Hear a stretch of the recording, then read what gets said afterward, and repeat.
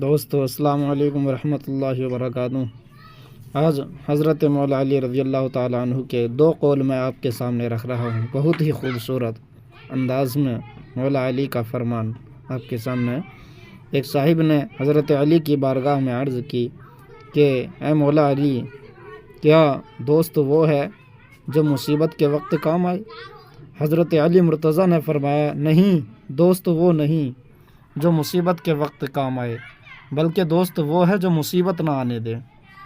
پھر ایک صاحب نے عرض کی، یار مولا علی، کیا نماز میں پڑھتے ہوئے ہم کو سکون نہیں ملتا؟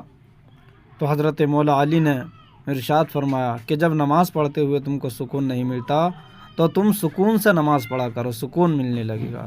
کیا ہی خوب دو ارشادات حضرت مولا علی کے ہیں۔ السلام علیکم ورحمۃ اللہ۔